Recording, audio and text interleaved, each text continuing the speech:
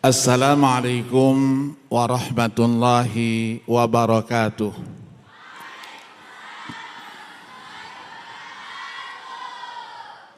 Bismillahirrahmanirrahim. Alhamdulillahi rabbil alamin. Wassalatu wassalamu ala ashrafil anbiya'i wal mursalin Sayyidina Muhammadin wa ala alihi wa ashabihi ajma'in. Amma ba'du. Para masyayikh yang saya muliakan, para kiai, alim ulama, ibu-ibu nyai yang ada di depan ini sebagai pemain utamanya, para orang tua, para santriwati yang alhamdulillah hari ini sudah dan akan diwisuda sebagai penghafal Al-Quranul Karim. Para tamu yang saya muliakan, zuriyah Lirboyo yang tidak saya sebutkan satu persatu, alhamdulillah puji dan syukur kita panjatkan kehadirat Allah Subhanahu wa taala, di mana pagi hari ini, siang hari ini kita dapat menghadiri khataman, takhtiman, wisuda para santriwati yang berbahagia.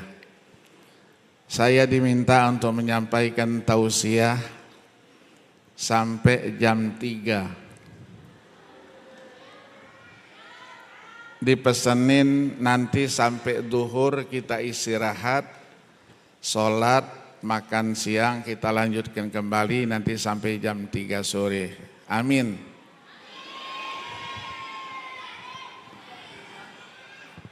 Yang amin ini semuanya tidak ikhlas.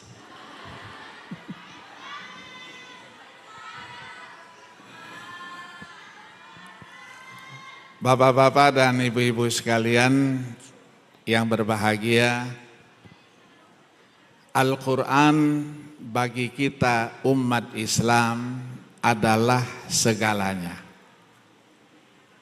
Kitab yang kita jadikan sebagai pedoman hidup dan kehidupan kita. Kitab yang kandungannya sangat-sangat luas. Isi dan pesannya begitu dikaji akan muncul masalah-masalah, isyarat-isyarat baru, penyelesaian dari problematika kehidupan kita. Maka Imam Asy-Syafi'i rahimahullah di dalam bukunya Ar-Risalah menyebutkan di dalam faqrahnya yang ke-55, falaisat tanzilu manzilah bi ahadim min ahli dinillah illa wa fi kitabillah as-sabilu alal huda fiha. Semua peristiwa umat, problematika apa saja dari problematika kehidupan sejak Al-Quran diturunkan sampai nanti hari kiamat, solusinya semua ada di dalam Al-Quranul Karim. Tinggal bagaimana kita mendapatkan isyarat-isyarat Qur'ani yang bisa menjawab semua permasalahan itu. Salah seorang ulama Al-Quran Al-Azhar yang kita kenal dengan nama Abdullah Darros, beliau menuliskan sebuah buku, judulnya An-Naba'ul Azim. Diceritakan semua keistimewaan, kehebatan, kebesaran, keagungan dari Al-Quran itu sendiri. Di antara pernyataannya beliau katakan, Al-Quran mu'jizatun khalidah wa ata'uhu mutajaddidun. Quran itu adalah mukjizat yang abadi, tapi penyajiannya terus dan tetap aktual.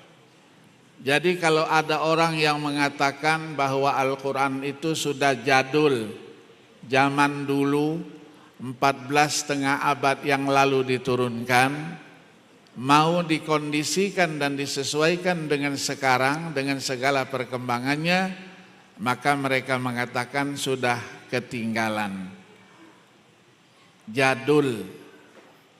Kita harus menjawab, yang jadul itu yang ngomong, bukan Al-Qur'annya.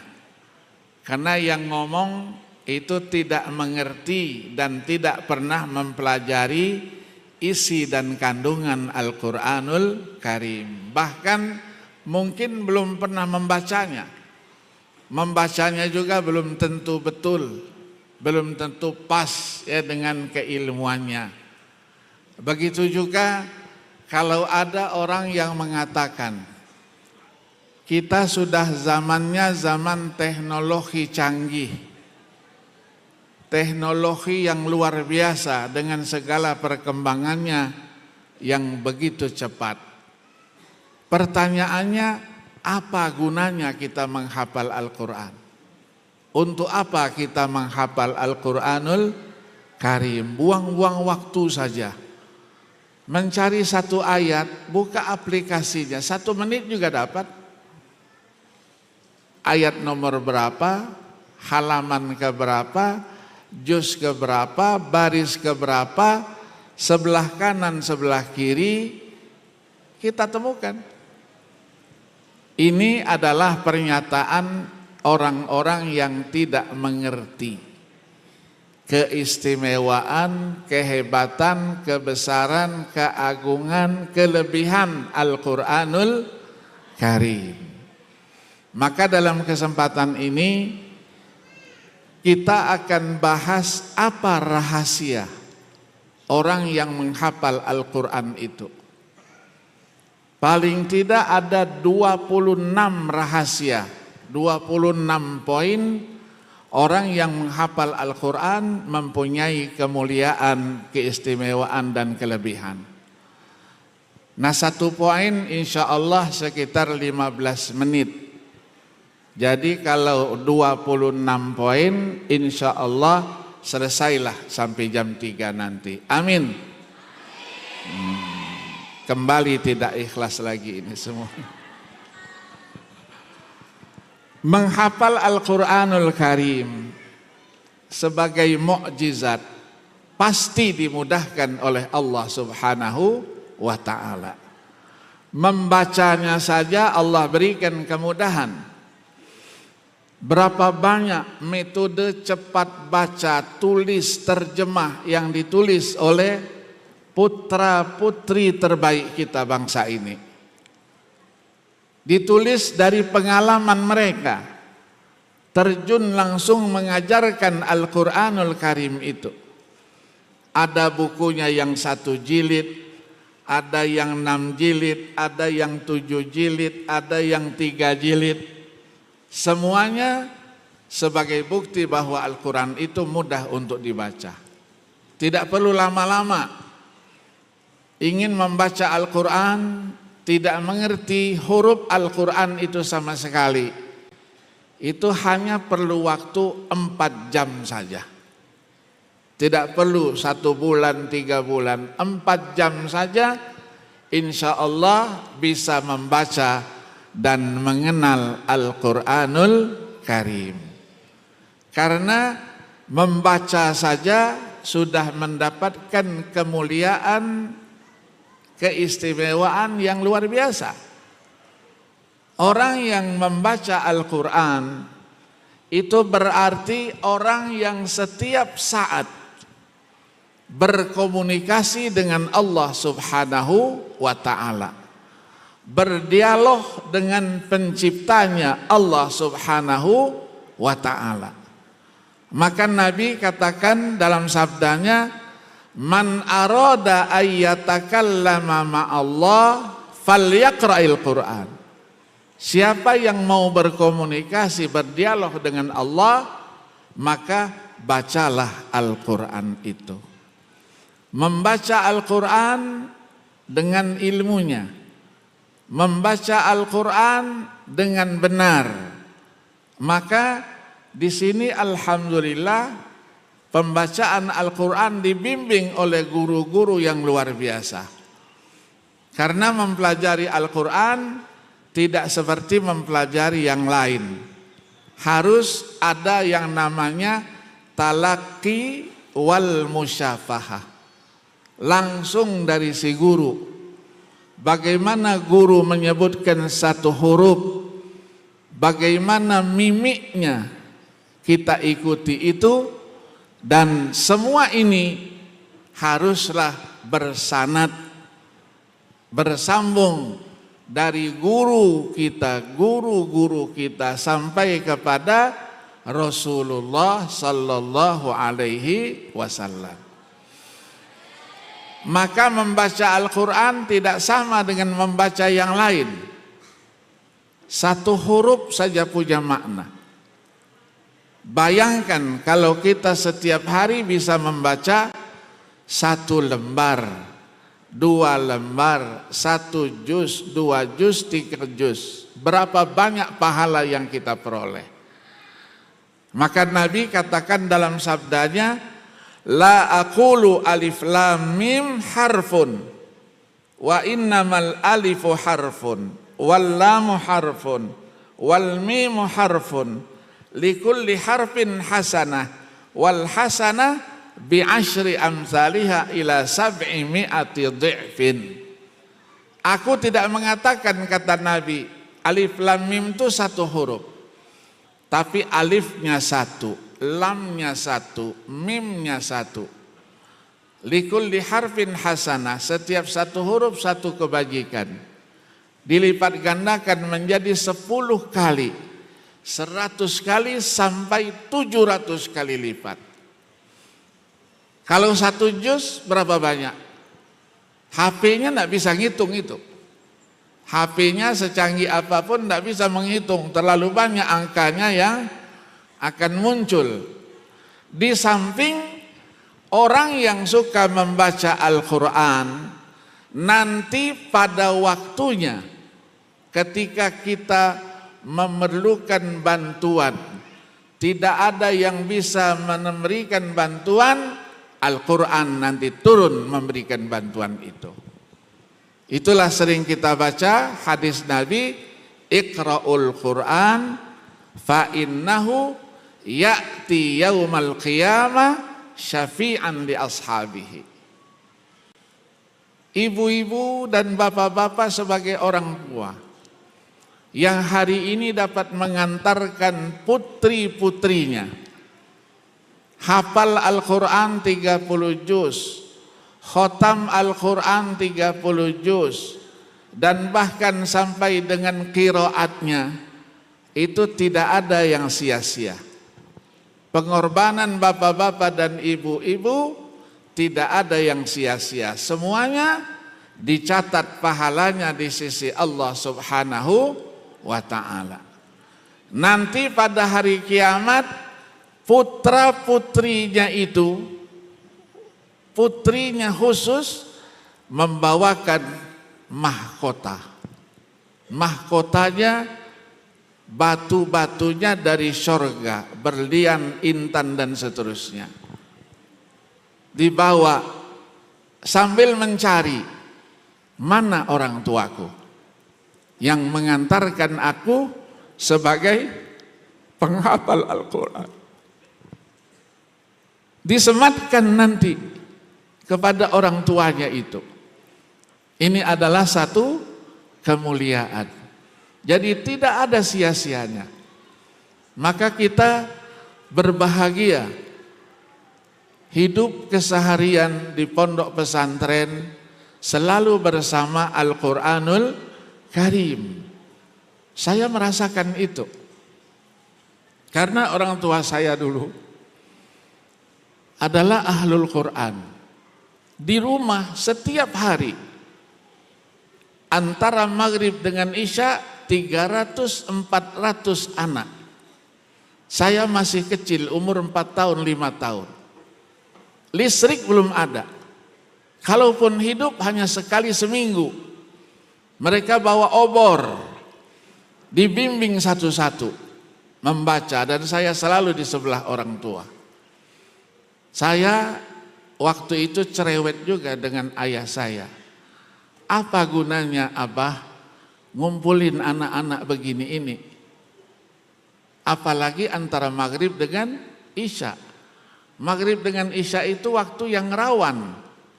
Berapa banyak orang anak yang terjebak dia dalam minuman keras, pergaulan bebas, pergaulan yang tidak baik, itu antara maghrib dengan isya itu.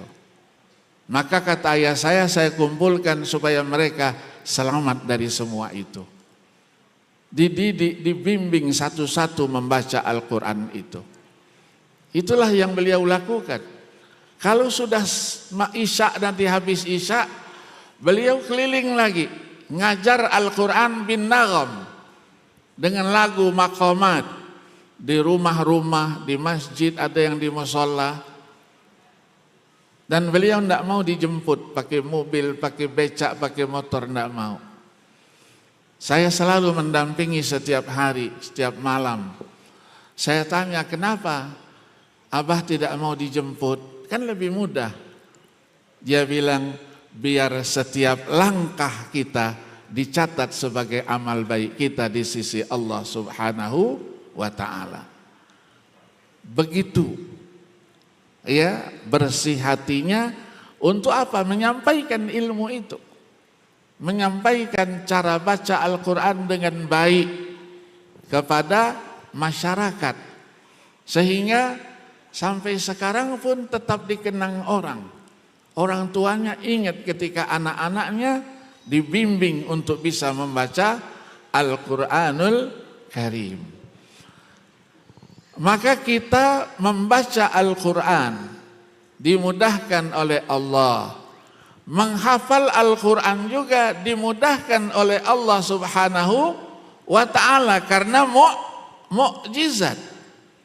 Kita bisa hafal Al-Quran 30 juz di luar kepala. Ini adalah sunnahnya Nabi. Maka menghafal Al-Quran dikatakan oleh para ulama rahasianya apa?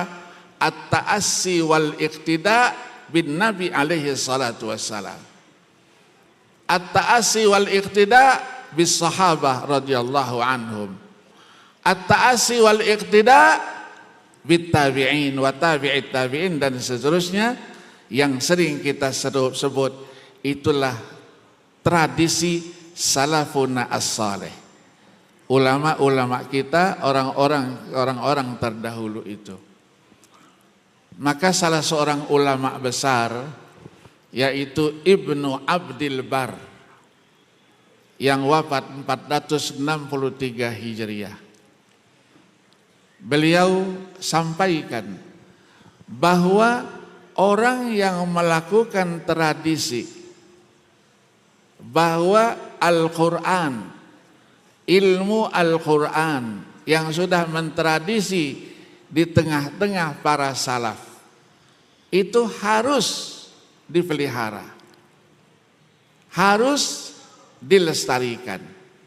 Kenapa? Karena beliau katakan adalah yang pertama itu apa? Aulal ilmi apa? Hifzu kitabillahi azza wa jalla. Ilmu pertama itu adalah menghafalkan Al-Quranul Karim dan memahaminya dengan baik.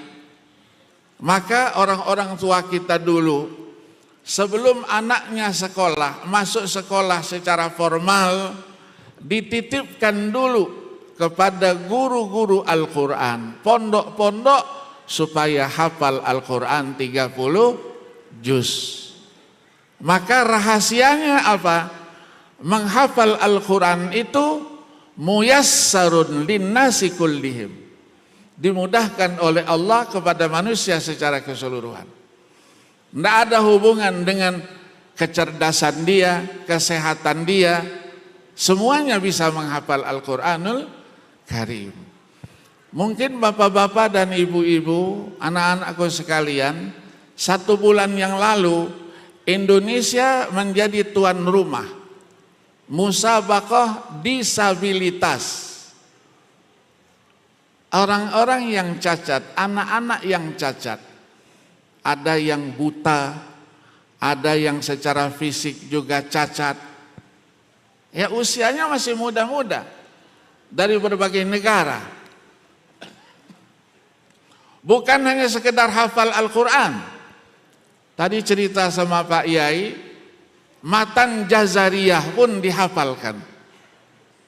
Hafal Al-Qur'annya, ketika ditanya satu soal, baca ayat ini, langsung dijawabnya. Ayat ini adanya di dalam surah ini. Juz yang keberapa, nomornya berapa, halamannya berapa, baris keberapa dari kanan, kiri, bawah, atas. Lancar. Berarti orang yang tidak sehat pun, tidak sempurna pun bisa menghafalkan Al-Quranul Karim. Laki dan perempuan. Perempuan juga banyak. Ada yang dari Iran, ada yang dari Afrika. Hafal Al-Quran 30 juz dan bersamanya juga matan Jazariyah. Luar biasa. Saya sebagai hakim yang dituju ketika melihat tampilan itu, menyaksikan tampilan mereka, saya langsung nangis. Luar biasa. Allah berikan keistimewaan. Ada yang umurnya 10 tahun dari Pakistan. Lancarnya Masya Allah. Selalu nempel sama saya terus. Begitu tampil dia, luar biasa. Yang perempuan juga dari Iran, ada dari Libya, ada dari Kenya, Tanzania. Ini semuanya menunjukkan kebesaran dan keagungan Al-Quranul Karim. Ada yang juara 130 juz matan Jazariyah dari Arab Saudi, umurnya 24 tahun. Ternyata beliau ini bukan hanya sekedar hafal Al-Quran, tapi hafal juga Kutubus Sittah. Kitab hadis yang 6 itu dihafalnya dengan sanadnya. Diuji, suruh baca. Dia bilang kata di kitab ini, bab ini, halaman berapa, disampaikan. Begitu juga menghafal ayat-ayat yang mutasyabihat. Kalau ada satu ayat yang hampir sama dengan ayat yang lain, dia sebutkan ayat yang sama adanya dalam surat itu, halaman berapa, ayat keberapa, dan seterusnya. Ini bukti kemukjizatan Al-Quranul Karim. Ternyata komputer yang dibuat oleh Allah Subhanahu wa Ta'ala lebih canggih daripada komputer yang dibuat oleh manusia. Disebutkan satu ayat, kita masih cari aplikasinya apa, mereka langsung sebutkan ayatnya itu. Ini adalah satu kemuliaan. Maka orang yang hafal Al-Quran dimuliakan oleh Allah Subhanahu wa Ta'ala. Orang yang suka membaca Al-Quran adalah orang yang mulia di sisi Allah Subhanahu wa Ta'ala. Dan bahkan menjadi keluarganya Allah, ahlullah wa khassatuh. Ketika Nabi duduk bersama sahabatnya, Nabi terus mengatakan, lillahi ahlun fid dunya. Allah itu punya keluarga di dunia. Sahabat terus bertanya kembali, hal lillahi ahlun fid dunya ya Rasulullah? Betul itu? Kata Rasulullah, na'am, lillahi ahlun fid dunya. Mereka tanya, man haula'i ya Rasulullah? Rasulullah katakan, haula'il ladzina yaqra'una al-Qur'ana fid dunya. Man akramahum faqad akramahumullah, wa man ahanahum faqad ahanahumullah. Itulah orang-orang yang membaca Al-Quran di dunia. Siapa yang memuliakan mereka, Allah akan muliakan. Tapi siapa yang menghina mereka, mengucilkan mereka, menjelekkan mereka, Allah juga akan balas seperti itu. Sampai setelah itu Rasulullah panggil dan dikatakan kepada sahabat Abu Hurairah radhiyallahu an. Apa kata Rasulullah? Ya Aba Hurairah, laisa fil ardi ahadun akrama indallah ba'dal anbiya wal ulama, melainkan hamalatul Quran. Jadi tidak ada di dunia ini yang paling mulia di sisi Allah setelah para nabi-nabi, setelah para ulama kita, melainkan itulah hamalatul Quran. Dalam sebuah hadis yang lain dijelaskan, inna akramal ibadi indallah fi hadhihi dunya ba'dal anbiya al ulama summa hamalatul Quran. Apa kemuliaannya? Kemuliaannya dijelaskan dalam hadis itu, yang pertama, yakhrujuna minad dunya kama yakhrujul anbiya. Mereka meninggalkan dunia, maksudnya ketika dipanggil Allah Subhanahu wa taala, maka mereka posisinya sama dengan para nabi-nabi. Ulama mengatakan itulah jaminan husnul khatimah. Jaminan husnul khatimah. Kita selalu berdoa, ya Allah biha, ya Allah biha, ya Allah bihusnil. Ahlul Quran insyaallah menjadi di situ. Amin ya rabbal alamin. Yang kedua, wa yuhsyaruna min quburihim ma'al anbiya. Ketika dibangkitkan nanti, kebangkitannya sudah bersama para nabi-nabi. Kalau bangkitnya sudah bersama nabi, kemana perginya? Perginya pastilah ke surga. Artinya jaminan masuk surga. Kita menghafal dengan segala perjuangan kita. Maka menghafal Al-Quran itu diumpamakan oleh Nabi seperti onta yang liar. Kalau tidak diikat, dia akan lepas. Itu gambaran yang sudah hafal, jaga hafalannya. Murojaah terus. Jangan sampai lupa. Ya. Jadi orang yang hafal Quran harus terus mengulangi hafalannya itu.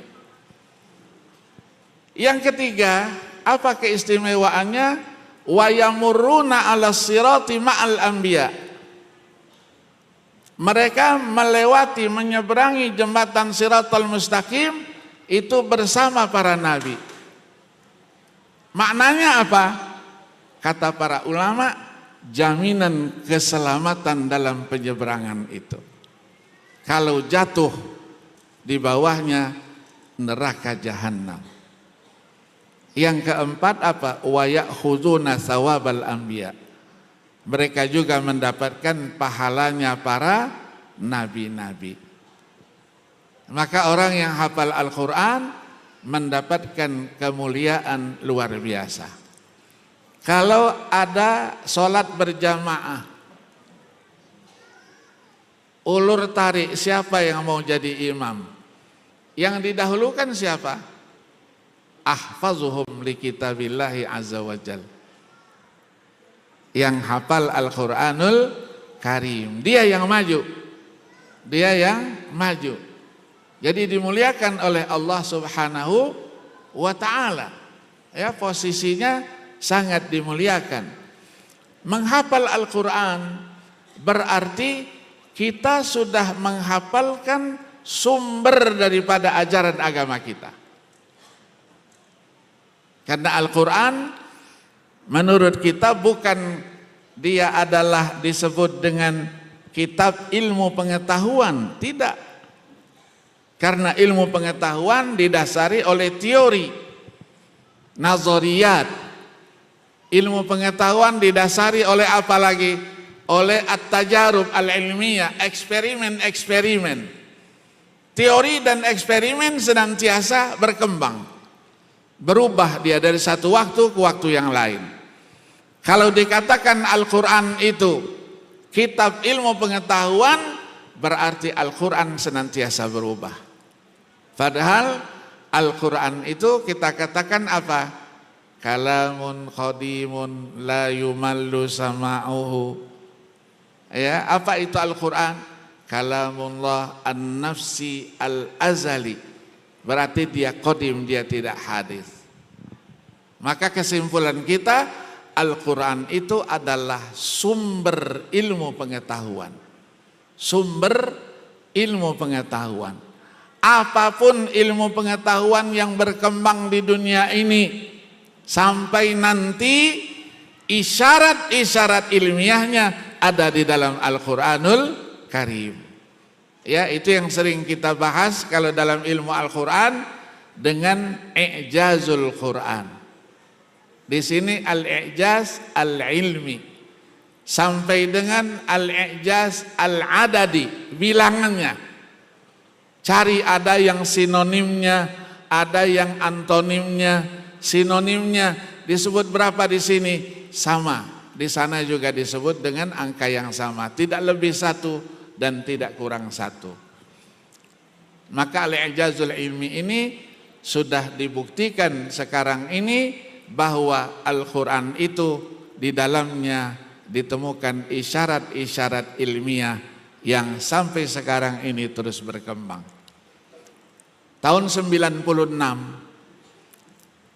ketika IPTN dipimpin oleh almarhum Habibie, Profesor Dr. Insinyur Habibie. Beliau minta supaya dihadirkan tokoh-tokoh Al-Quran dunia. UIN Jakarta waktu itu menjadi panitia, saya, Pak Quraish Shihab dan lain-lainnya. Diminta mendatangkan pakar-pakar Al-Quran dunia. Dikumpulkan, ada yang ahli laser, ada yang biolog, ahli anatomi kedokteran, ada yang ahli meneliti ayat-ayat kedokteran dalam Al-Quran, dan lain-lainnya. Didatangkan itu. Ketika mereka berbicara, ada yang pakar laser, Profesor Dr. Muhammad Akbar dari Rusia, seorang muslim.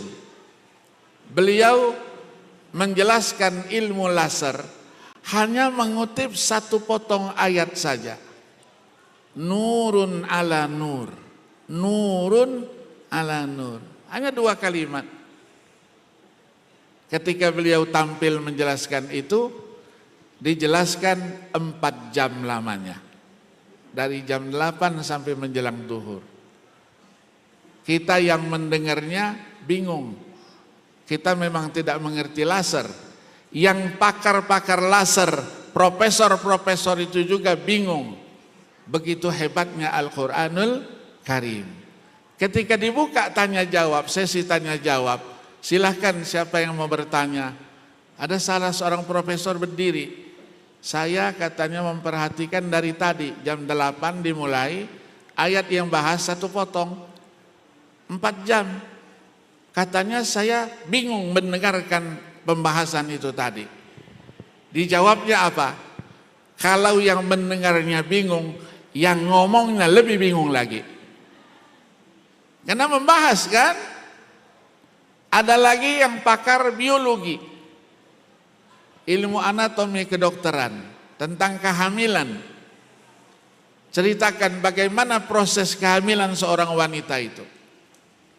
Maurice Bissell namanya, dari Prancis, yang pada tahun 93 beliau sudah menyatakan keislamannya. Dibahasnya apa ayatnya? Ayat 11 surah Ar-Ra'd. Wa ma taghidul arham. Apa yang tersembunyi di dalam rahim seorang ibu itu. Dibahasnya. Dia juga mengatakan sama.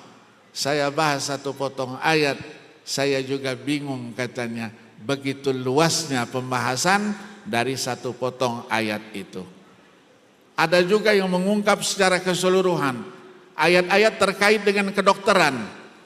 2 orang doktor dikasih gelar doktor oleh Al-Azhar karena kepakarannya dalam ilmu kedokteran Islam. Dituliskan 1 buku, Ma'at Tibbi fil Qur'anil Karim, bersama ilmu kedokteran dalam Al-Quranul Karim. Inilah kehebatan daripada Al-Quranul Karim. Maka orang yang hafal Al-Quran itu pasti mempunyai sisi-sisi keistimewaan yang tidak dimiliki oleh yang lain. Apa itu sisi-sisinya? Para ulama mengatakan yang pertama itu adalah quwwatul dzakirah.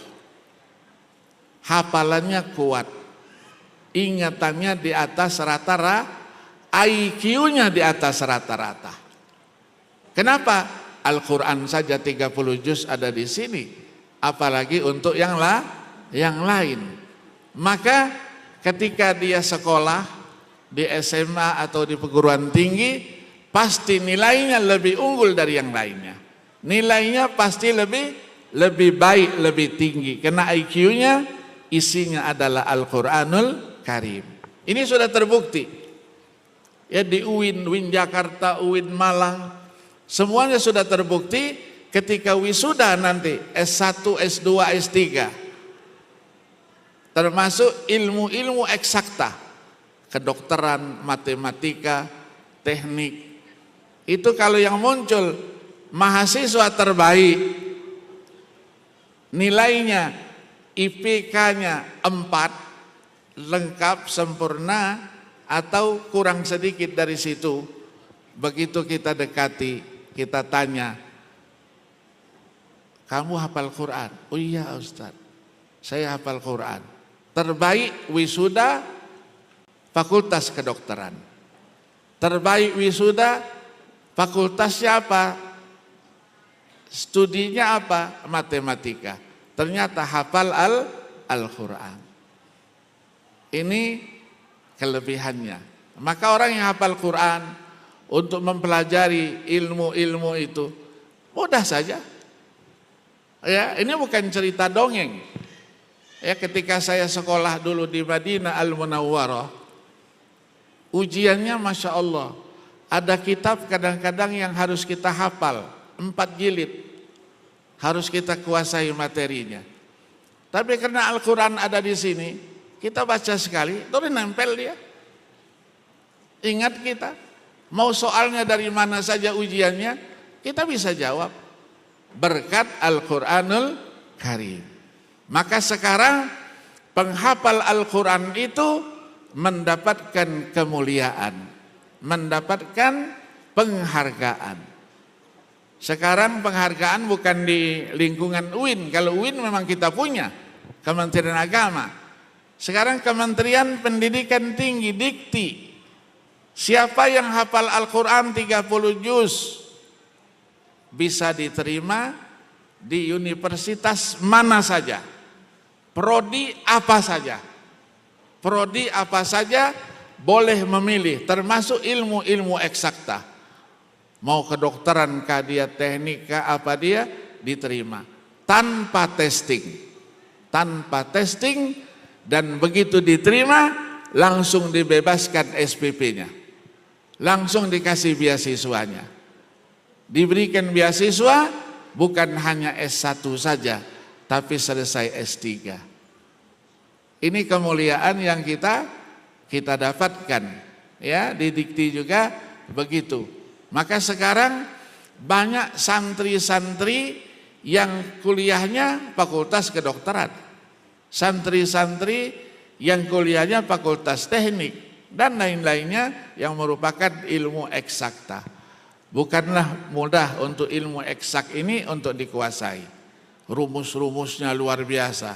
Tapi karena Al-Quran ada di kepalanya, semuanya itu bisa menjadi mudah.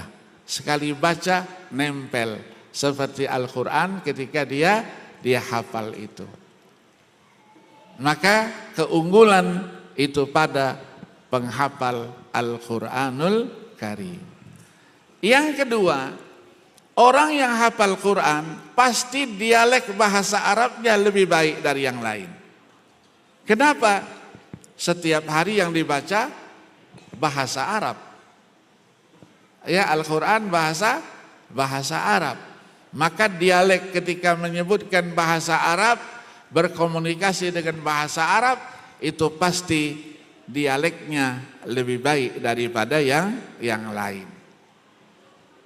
Orang yang hafal Quran juga adalah orang yang mempunyai apa namanya ar-rahatun nafsiyah, ketenangan jiwa, tidak pernah galau. Orang yang hafal Quran tidak pernah galau. Ada ujian dan cobaan, langsung buka Al-Quran, baca Al-Quran, takrir Al-Quran, apa yang dihafalnya itu, diulanginya langsung tenang. Tidak ada yang menjadikan sesuatunya menjadi galau, terobati semuanya. Karena Al-Quran itu adalah syifaul lima fis sudur. Maka Al-Quran, banyak orang yang tidak kenal dengan Al-Quran, sementara Al-Quran jelaskan kepada kita, perkenalkan kepada kita jati dirinya. Kalau kita urut dari surah Al-Baqarah ayat 2, hudal lil muttaqin, terus ayat berapa? 185 surah Al-Baqarah juga, hudal linnas wa bayyinatin minal huda wal furqan. Ayat 174 surah An-Nisa, ya ayyuhan nas qad ja'akum burhanum mir rabbikum wa anzalna ilaikum nuran mubina. Lanjut lagi ayat 15 dan 16 surah Al-Maidah, qad ja'akum minallahi nurun wa kitabum mubin yahdi bihillah man ittaba'a ridwanahu subulas salam wa yukhrijuhum minaz zulumati ilan nuri bi'idznih wa yahdihim ila siratim mustaqim.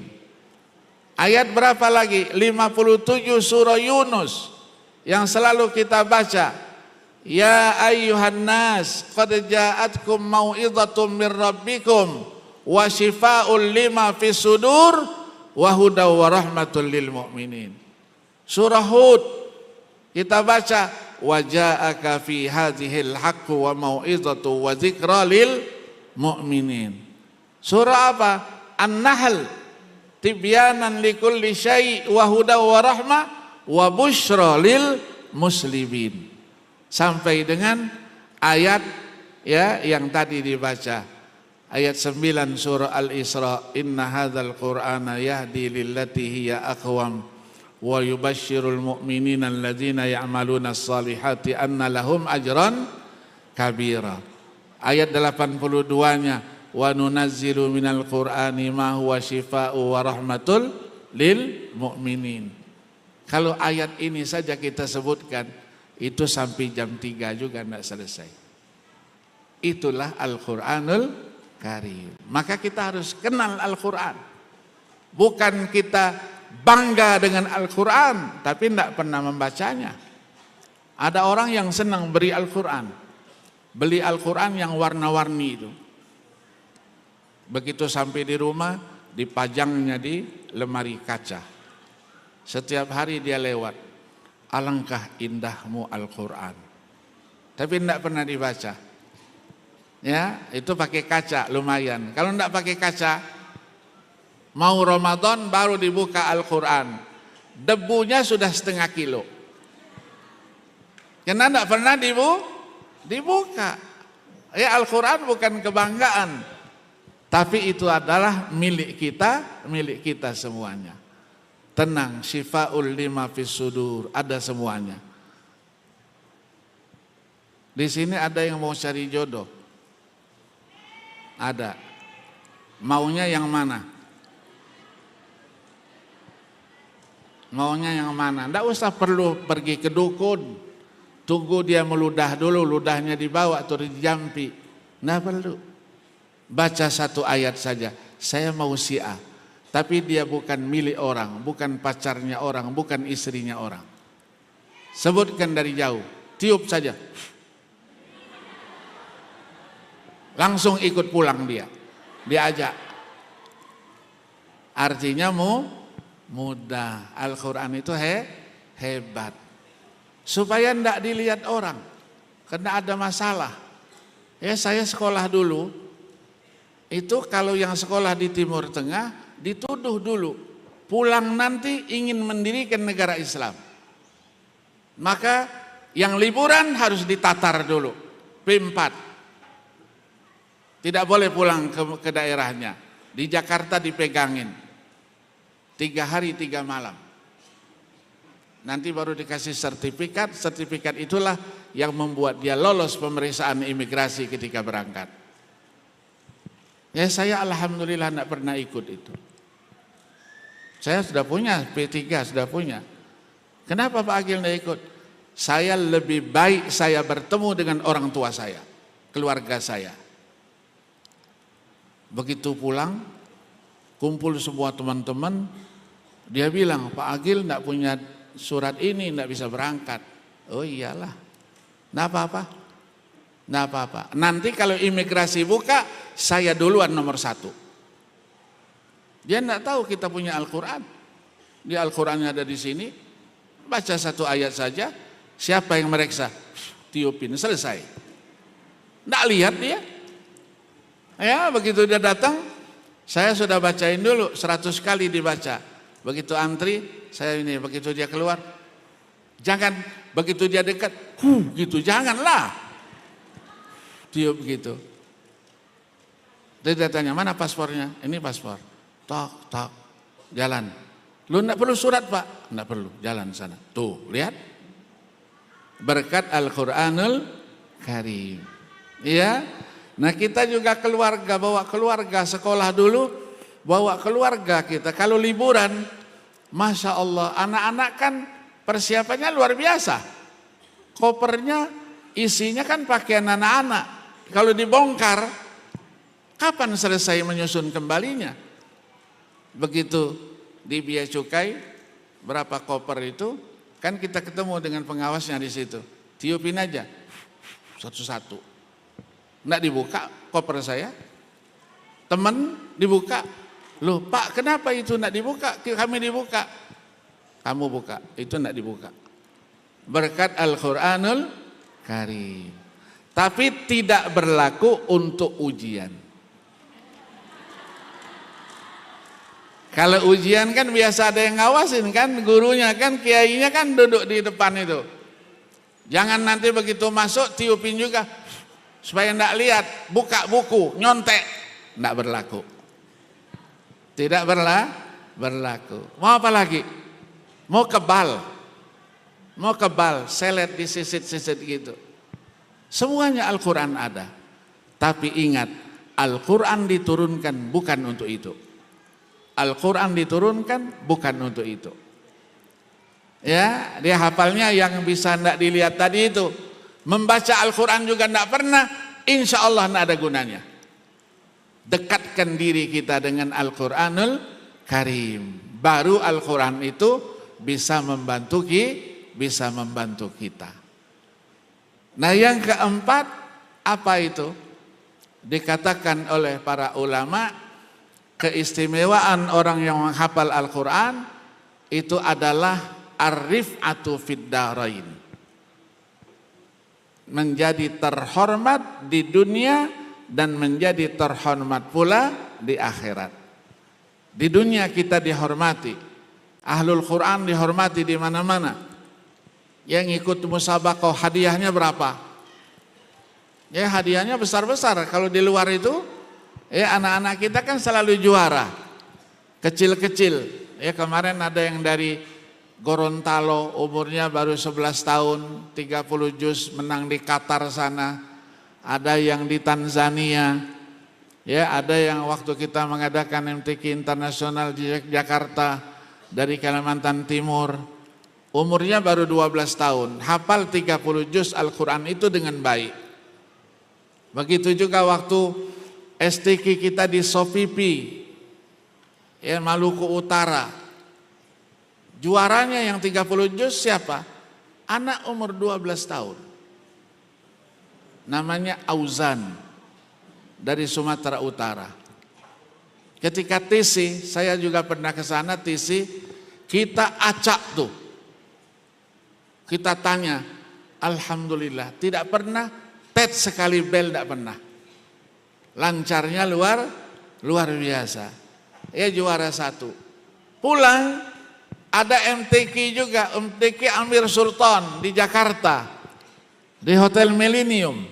Dan kebetulan saya ditunjuk sebagai ketua Dewan Hakimnya. Juara 1 lagi.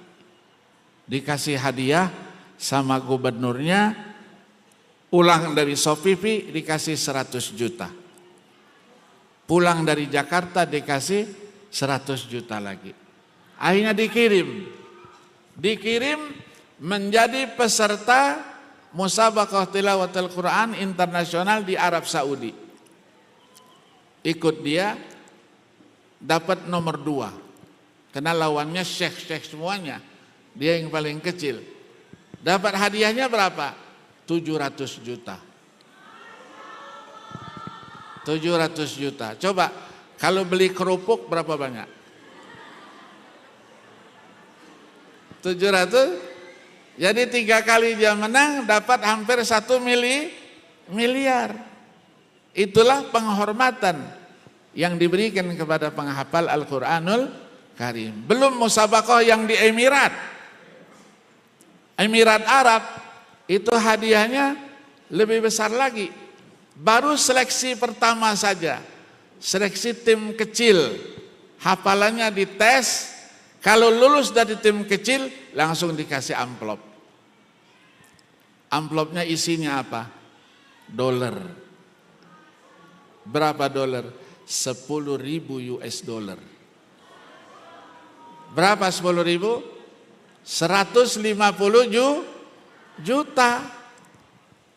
Pernah saya jadi hakim, peserta kita anak kecil masih. Umurnya masih 13 tahun, masuk 13 tahun. Dia anak Surabaya tapi mondoknya di Sukabumi. Ya, Mukhtar Zulhilmi namanya. Begitu dites, kamu ikut saja tes. Tes lancar dia. Keluar dikasih amplop. Ini apa ini Ustaz? Ya saya tidak tahu. Buka saja. Begitu dibuka, dolar baru-baru semua. Ini duit apa Ustaz? Ini pendahuluan. Kalau kamu nanti menang lain lagi. Ini hadiah buat kamu, untuk sekolah kamu, untuk apa kamu. Nah kalau menang lagi, 10 besar. Ya itu dapatnya berapa? 300.000 US dollar. Tidak usah nomor 1, nomor 10 aja. 100.000 saja sudah banyak, 1,5 miliar. 10 nomor 10 berapa? Ada lagi musabaqah di Qatar. Musabaqah Qatar itu antara juara internasional. Musabaqah antar juara. Yang pernah juara internasional boleh ikut dia. Hadiahnya berapa? 300.000 US dollar.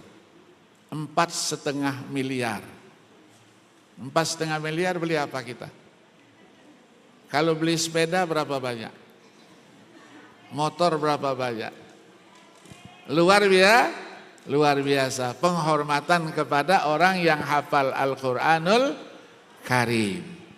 Nah begitu juga orang yang hafal Al-Quranul Karim, kalau ingin melanjutkan studinya di mana-mana di Timur Tengah khususnya, hafalan Al-Quran itu adalah yang membantu, diutamakan. Ya sekarang belum ada yang laki-laki ya, yang perempuan belum ada sekarang. Yang perempuan belum ada, nanti kalau sudah ada nanti. Yang laki-laki alhamdulillah. Ya kita sudah kirim aset kita untuk masa depan 68 orang. 68 orang itu putra-putra dari qori, dari hafiz seluruh Indonesia. Saya kasih rekomendasi. Karena saya tahadus bin ni'mah sampai sekarang itu masih dijadikan sebagai anggota Dewan Guru Besar di Universitas Islam Madinah. Kita kasih rekomendasi, ada sertifikat dihafal Al-Quran 30 juz, didahulukan. Langsung diterima dan masuk dia Fakultas Al-Quran dan ilmunya. Kulliyatul Quran wa ulumuhu. Bisa di Madinah, bisa di Mekah, Ummul Qura, bisa juga di Riyadh Jamiatul Imam Muhammad bin Saud, bisa juga di King Abdul Aziz University yang ada di Jeddah. Kita sudah tanam itu. Ya di Riyadh sudah ada 2 orang yang sekarang sudah prosesnya ada yang S2, ada yang S3. Di King Abdul Aziz sudah ada S3. Cabang ya, studinya, prodinya sudah ada. Far'ul kitab was sunnah. Ya kalau kita di sini tafsir dan hadis. Sudah masuk sekarang. Sudah ada salah seorang qori internasional kita yang mungkin sering namanya Das Rizal. Das Rizal, dosen Fakultas Usuluddin Jakarta. Tahun lalu, Agustus tahun lalu sudah berangkat ke sana dan sekarang sudah memasuki tahun kedua untuk menyelesaikan S3-nya. Begitu juga di tempat lain. Ya, di Turki, di mana-mana hafalan Al-Quran menjadi bekal untuk bisa melanjutkan studinya. Itu di dunia saja sudah diberikan satu keistimewaan.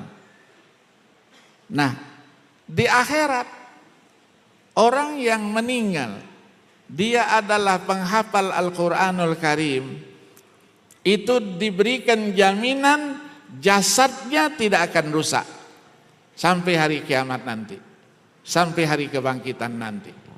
Kafannya tidak akan rusak. Banyak orang mengatakan, oh ini dongeng, khayalan. Bagaimana dongeng? Itu sebuah hadis. Ya, Nabi bersabda, "Idza mata hamilul Qur'an, auhallahu ilal ardi alla ta'kuli lahmahu." Kalau ada yang hafal Quran itu meninggal dunia, maka Allah perintahkan kepada tanah, "Hei tanah, jangan kamu makan dagingnya."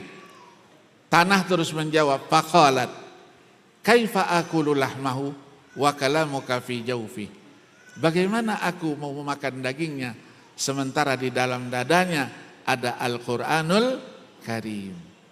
Ya, sering kita menemukan jasadnya utuh. Ya, ada pemindahan kuburan jasadnya utuh. Ya, di samping memang syuhada, orang yang syahid di jalan Allah, jasadnya juga tidak rusak. Ya, dulu pernah habis peperangan Khandaq di Madinah. Peperangan Khandaq, peperangan Uhud ya, Uhud. Di lereng gunung Uhud itu terjadi peperangan. Banyak yang gugur. Hampir 200-an orang lebih gugur. Dimakamkan di lereng gunung Uhud itu. 200 tahun setelah itu terjadilah namanya banjir bandang. Ya, kalau kita sekarang kan banjir bandang. Keluar semua. Timbul semua jasad-jasad itu. Darahnya masih segar.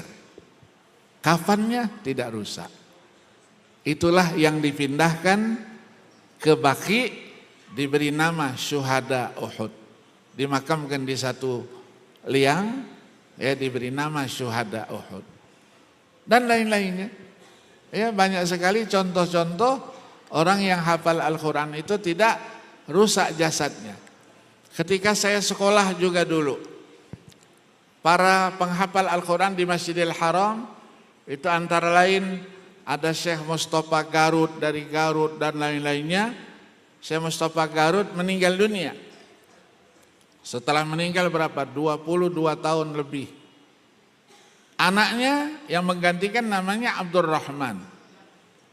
Abdurrahman ketika sudah mulai sakit-sakit yang mengantarkan kepergiannya, dia berwasiat, kalau saya meninggal nanti tolong dimakamkan di atas ayah saya. Satu liang lahat.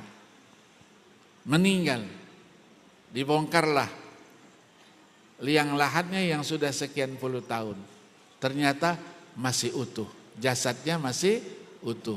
Begitulah ahlul Quran. Ya, kita mendengar juga Syekh Nawawi Al-Bantani, ya, yang meninggal 1897 yang lalu, dimakamkan di Mekah. Sayyidu Ulama'il Hijaz. Ya, ketika dia dimakamkan akan ada perbaikan di situ. Dia punya haibah. Orang yang mau membongkar itu perpindahannya, tidak ada yang berani dekat situ. Ditanya siapa? Inilah makamnya Syekh Nawawi Al-Bantani.